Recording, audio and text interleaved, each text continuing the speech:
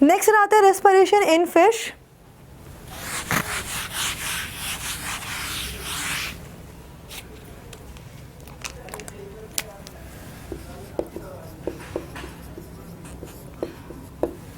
Fish में जो important organs हैं they are known as gills. और एक बात याद रखिएगा कि अगर आप कभी भी बात करोगे ना कार्टिलेजिनस फिश की, तो उनमें ओपरक्यूलम नहीं होता। और ओपरक्यूलम क्या होता है? ये गिल्स के ऊपर कवरिंग होती है जो कि वाटर की एंट्रेंस और उसको अगर बाहर से जाना है वाटर ने तो उसको कंट्रोल करती है, वाटर ट्रैफिक को कंट्रोल करती है। कार्टिलेजिनस फिश में नहीं होती। Gills are most effective and highly modified for gaseous exchange. 4 to 5 pairs which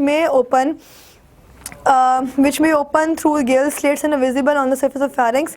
Cartilaginous fish or players in the bronchial cavity which are covered by operculum. ये operculum जो है वो आपसे पूछा जा सकता है कि operculum क्या है, और operculum cartilaginous fish में नहीं होता, ये भी आपने याद रखना है। गिल सरफेस जो है वो हर वक्त, चूँकि फिश पानी में होती है, हर वक्त गिल सरफेस जो है उसमें से पानी गुजरता रहता है और उसके ज़रिए से पानी जब अंदर जा रहा है, अंदर गिल से पानी वापस आगे अगले पोर से बाहर निकल जाएगा और ऑक्सीजन जो है वो उसको अंदर स्टोर कर लिए जाते हैं। That is supply to the body को सप्लाई किस तरह किया जाता है कि वो हार्ट को दे दी जाती है, हार्ट तक पहुंचती है। हार्ट जो है वो सप्लाई करता है ऑक्सीजन को, डायरेक्टली हार्ट सप्लाई करते हैं ऑक्सीजन को टू द होल बॉडी, क्योंकि जो फिश का हार्ट है it is single circuit heart है, यानी कि एक ही सर्किट जो है वो चलता है और उसी में जो है वो जो फिश जो भी ऑक्सीजन जिस भी सेल के पार्ट में चाहिए वो उसको पहुंचा दी जाती है। सो नेक्स्ट टॉपिक है हमारा रेस्पिरेशन इन फ्रॉग। फ्रॉग में 3 तरह से रेस्पिरेशन होती है। पहली होती है बकल रेस्पिरेशन,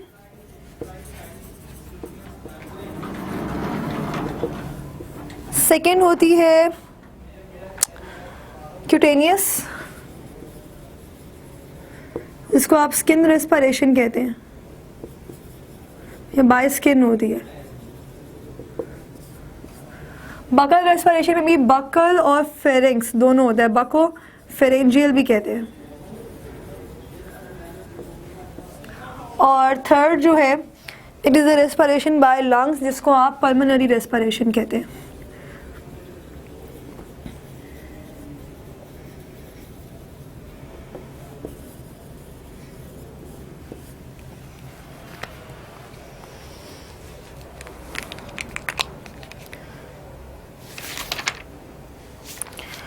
अच्छा जी, फ्रॉग में 3 तरह की रेस्पिरेशन होती है। इसमें मेजर जो है डेफिनेटली वो पल्मोनरी रेस्पिरेशन ही होती है। और बकल रेस्पिरेशन में वो ऑक्सीजन जो कि माउथ में आती है, बकल में आती है, बकल कैविटी से आती है, आप उसने फेरिंग्स की तरफ जाना होता है, उसमें रेस्पिरेशन होती है। क्यूटेनियस रेस्पिरेशन जो है वो स्किन के जरिए रेस्पिरेशन होती है। इन frog gases exchange occurs through the lungs by skin bye buccal chamber which are richly supplied with blood vessels होते हैं। pulmonary respiration जो है in this air enters through the nostrils। इसको जो है ना फ्लो शीट में कर लें, इजी हो जाएगा। एयर जो है वो nostrils में एंटर होगी,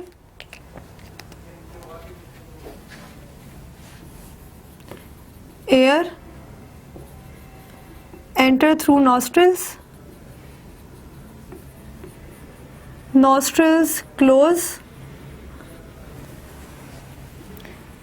उसके बाद जो बकल कैविटी का जो फ्लोर होता है बेसिकली जाती है इसके बाद बकल कैविटी में, बकल कैविटी के बाद फ्लोर और बकल कैविटी रेज कर जाता है, ऊपर हो जाता है, एंड एयर जो है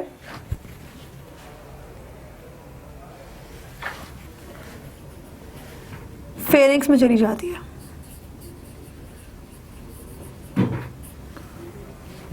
This is how pulmonary respiration takes place. इसके बाद है the blood containing areas in the lungs and then main side of the gaseous exchange consumed air after gaseous exchange moves out of the lungs to the nostrils।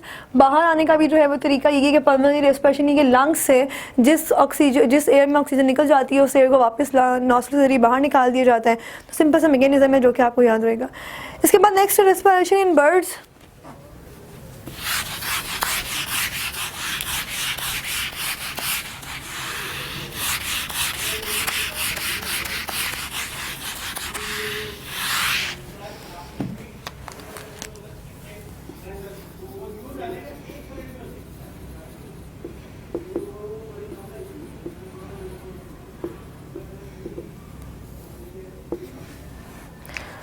Birds में जो respiration होती है it is because of the presence of thin wall ducts called parabronchi.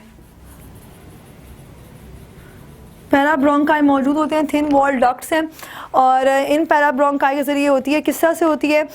पहली बात तो है कि birds are active animals with high metabolic rate इनका बहुत हाई होता है, उसकी वजह से they have to fly in the air, और the respiratory system in the bird is so arrange that there is only one way flow of the air through the lungs and the air is renewed after inspiration. Air जो है वो lungs के ज़रिए body में जाती है, जब उसके बाद वो न्यू एयर जो है यानी कि एयर इज़ रीन्यू, उसको रीन्यू किया जाता है बाय द इंस्पिरेशन। अच्छा, इसमें जो टाइनी थिन वॉल डक्ट्स हैं उन्हें पैराब्रोंकाई कहते हैं इंस्टेड ऑफ एल्वियोलाई।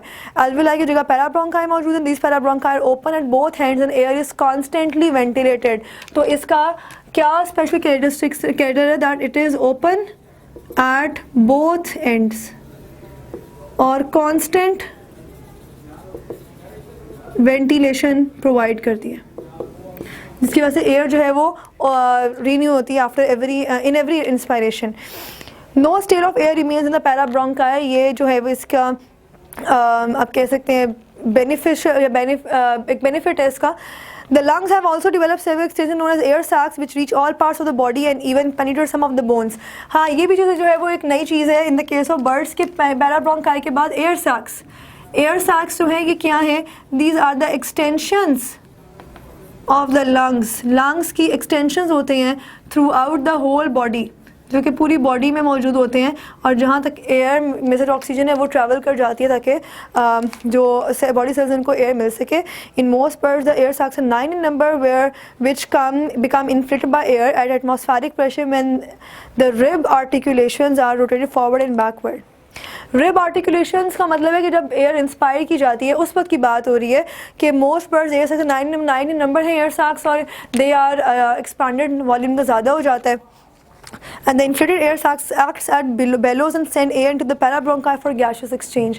और inflated air sacs जो हैं वापस सेंड करते हैं एयर को parabronchi में for the gaseous exchange के ये जो एयर है यूज़ हो गई है, लिहाजा नेक्स्ट एयर जो है that should be supplied.